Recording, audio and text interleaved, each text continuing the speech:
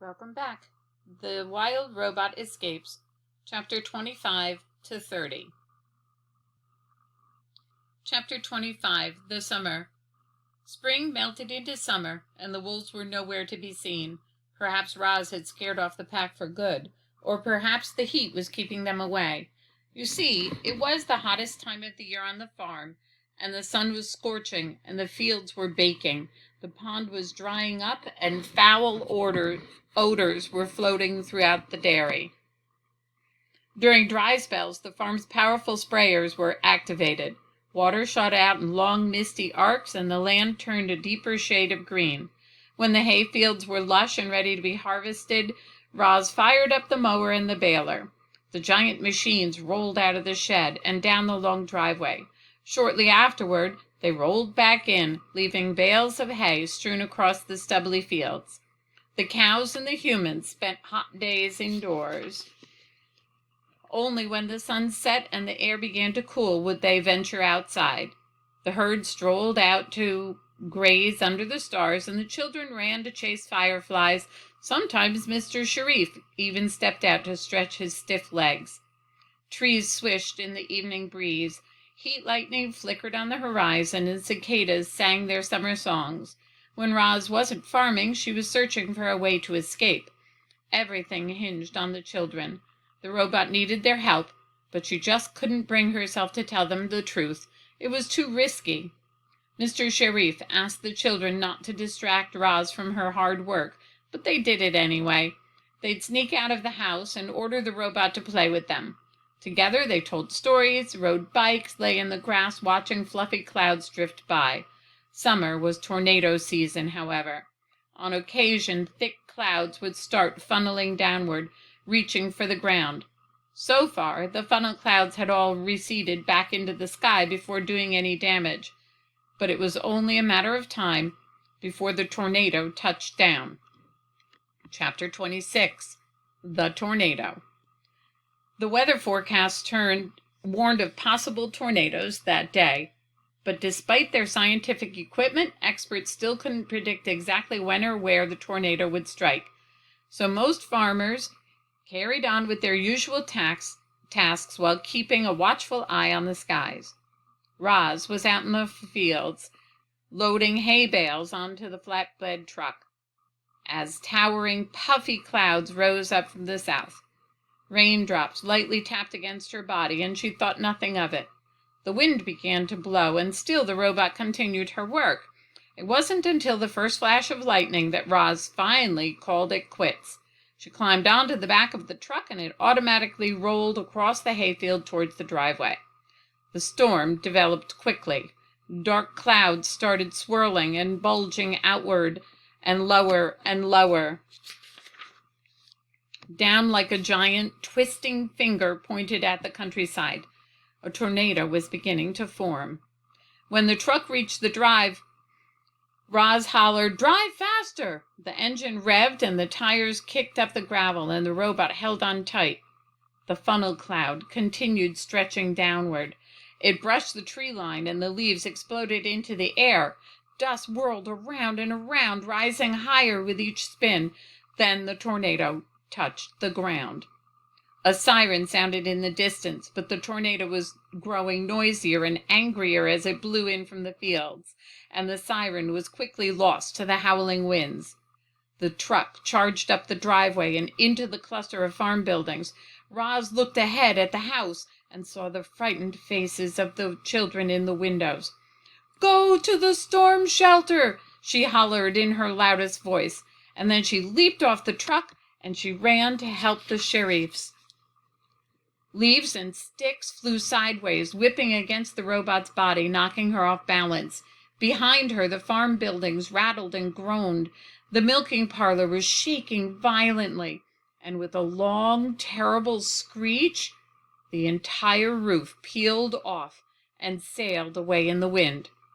Four blurry shapes appeared in the backyard. Mr. Sharif shielded his face, and he hobbled along from the house to the storm shelter. He threw open the door and he waved everyone downstairs. Oscar went in first, then Jaya, but Jade wasn't moving. "Come on, Jade!" yelled his father.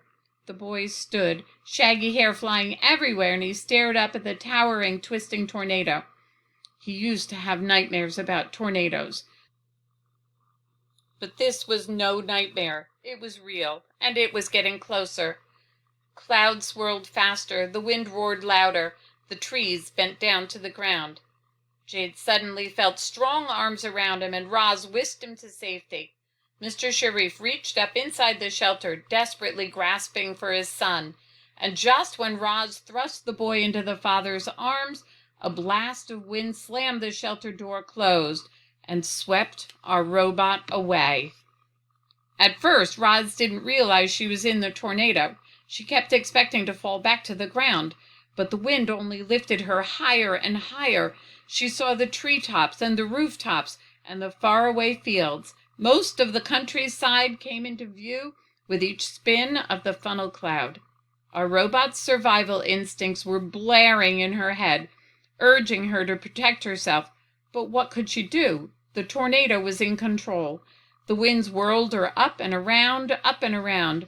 Roz could almost imagine what it was like to fly, and she thought of Bright Bill. It seemed her final moments would be spent in her son's airborne world. Roz wasn't the only thing swept up in the storm. Dust and gravel, leaves, branches, fence posts, and farm equipment were all swirling around with her. The robot was pelted by flying objects, big and small. She never even saw the shovel coming. The heavy tool wheeled around the tornado and clang! It hit the back of her head. Everything suddenly went dark while Roz was still up in the sky. Chapter 27, The Broken Robot. The Sharifs found their robot powered off, laying in a ditch by the road. Her left leg was crumpled beneath her torso. Her right arm was twisted around the tree trunk. Her whole body was covered with scrapes and dents. Together, the family heaved Roz into the bed of the pickup truck, where Oscar was waiting. The dog sniffed her broken body while the Sharifs climbed in beside her. And then Rambler turned around. The road was littered with debris from the storm, and the truck had to drive slowly. As they bounced along, Jade pressed the button on the back of Roz's head. She powered up, and her garbled voice automatically said, "Hello, I am Rosum Unit 7134, but you may call me Roz." Oscar licked the poor robot's face, and Jade leaned in close. "Roz, can you hear me? Are you okay?" "Hello, Jade. I have broken limbs and minor damage to my computer brain. My systems are now repairing themselves. Please stand by." The robot's glowing eyes pulsed as her recovery program did its job, and before long, Roz sounded like herself again.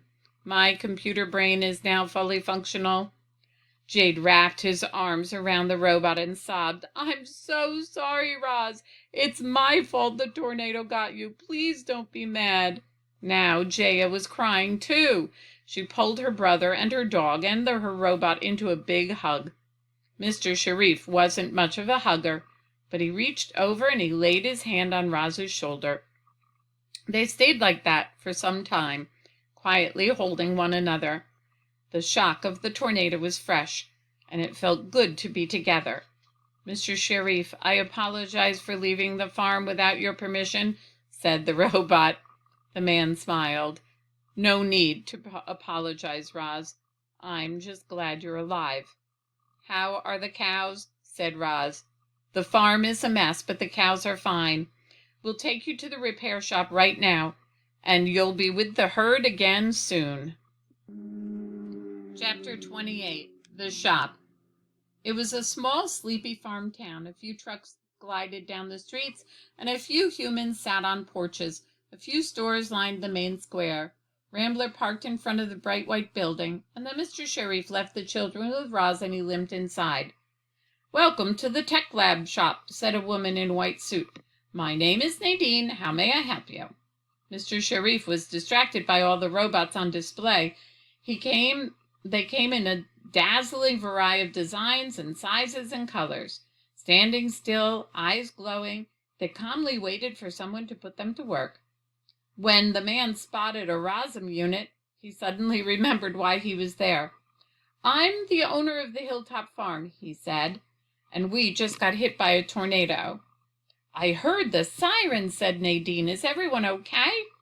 "My family's okay, but I've got a Rosm unit outside who's in bad shape." The woman called over her shoulder, "Patch, bring the Rosm repair kit." A robot marched into the room carrying a big case. He looked similar to a Rosm robot, but he was shorter and wider, and the word Patch was lightly etched on his torso. Mr. Sharif led Nadine and Patch out to the truck where the children were chatting with their robotic friend. Patch quickly scanned Roz's broken body and announced the cost of repairs. The man stroked his chin, mulling over his options until the children blurted out, "Oh, just fix her!" Mr. Sharif nodded and Patch sprang into action. With smooth movements, the robot gently placed Roz on the ground. Then he grasped a broken leg and twisted. There was a thwip, and each limb popped loose. Then he took new limbs from the box, and thwip, he popped them back into place. In a matter of seconds, Roz was whole and back on her feet. "Robots never cease to amaze me," said Mr. Sharif, admiring Roz's shiny new limbs. "The makers really outdid themselves with these Rosm units," said Nadine. "However, you have our most basic unit. Would you guys like us to upgrade her software, or adjust her settings, or polish out those scratches?" "Will that cost extra?" said Mr. Sharif. Nadine smiled. "Yes, I'm afraid so." "This basic unit is fine," said Mr. Sharif, "but I need to order a work crew. Could you send me one over to fix up my farm?" "Not a problem," said Nadine. "I'll send a crew over immediately." Chapter 29, The Aftermath. Hilltop Farm was hardly recognizable. Buildings were flattened, equipment was missing, and debris was everywhere. The farm had no electricity, and the computer system was down.